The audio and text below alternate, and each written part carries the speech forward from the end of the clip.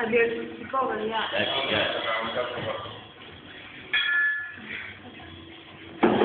Η τεκίλα είναι σπεσιάλ. Η τεκίλα είναι δική μου, θα την ανοίξω.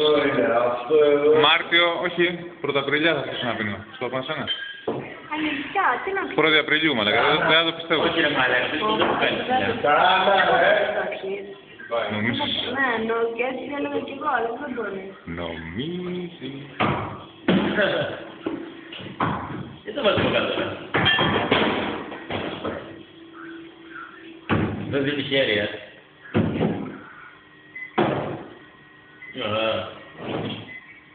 μια χαρά γυρίζει.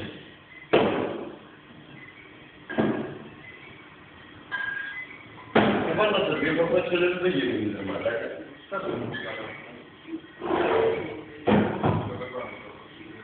Άντε, θα πεις τίποτα ρε μαλάκα τόση ώρα. Εγώ ρε μαλάκα το βάζω μένα.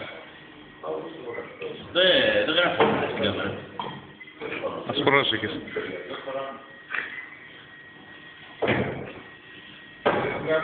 Αφεντικό, πώς θα το πεις στο μαγαζί τελικά.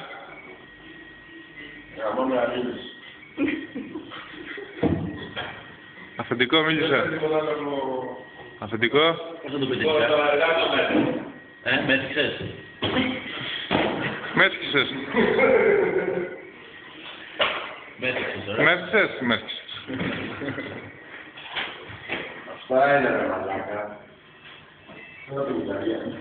Τι κόβει η κάβα σου. Πού είναι η κάβα. Ρε φίλε, δεν πήρες το μαρέτο. Τι είναι κόβεις ρε βλάκα. Πού στο Blade. Εγώ θέλω να πιω στο γραμμαρέτο. Αμύτες κοινούς πήρες. Εγώ ρακάω πήρα.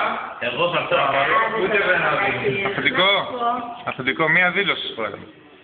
Είμαι πολύ συγκινημένη. Καταρχάς θέλω να σας ευχαριστήσω μακάρι στην εκπομπή σας. Συγχαρητήρια. Κοίτα το χρόνιο ρε μαλάκα, να σου κάνει λόγια. Πώς τον άρα. Ναι, ξέρετε δεν είναι κανονική κάμερα. Κατάλαβες τι δεν ξέρω.